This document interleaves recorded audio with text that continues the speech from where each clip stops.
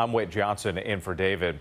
And we begin tonight with time running out for the missing deep sea sub and the 5 people on board. There's less than 12 hours now of oxygen left. Hopes grew after sonar buoys picked up sounds yesterday and again this morning, but so far a search of the area has come up empty.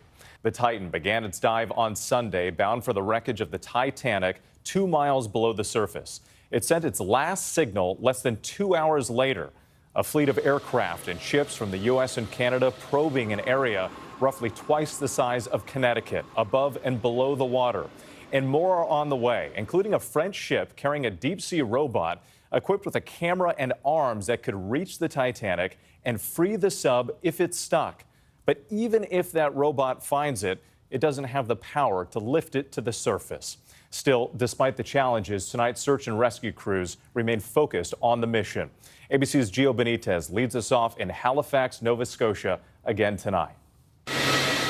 Tonight, rescuers are running out of time and options to save the crew of the missing Titan submersible.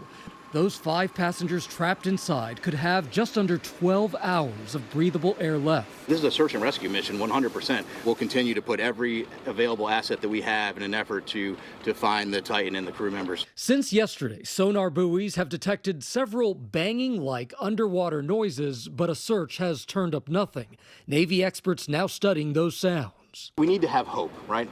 But I can't tell you what the noises are. But with the clock ticking down, rescue options are limited. Tonight, there are no ships from the U.S. or any other country on scene that could lift the 23,000-pound Titan if it's still submerged. A Navy deep salvage system has arrived in Newfoundland, but it's days away from the search zone. A French ship is expected to arrive tonight with a deep-sea robot equipped with cameras and arms that could free the sub if it was stuck, but it cannot lift it to the surface.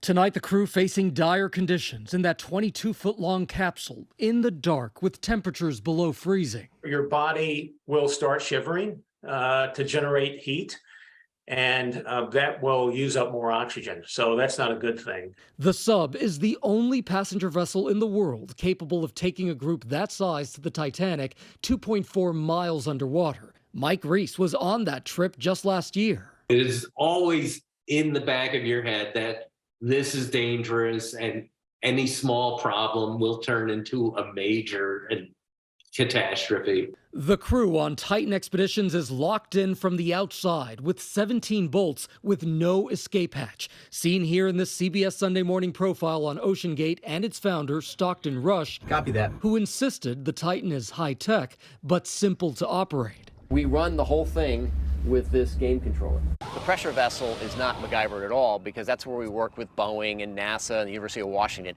Everything else can fail.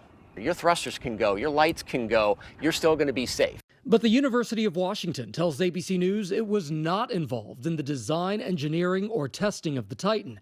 NASA saying they were consulted but did not conduct testing and manufacturing via its workforce or facilities. Tonight, the fate of 5 explorers hanging in the balance. Finding them is the first step. They still have to get them on the ship and they still have to unbolt them. So plug that into your clock.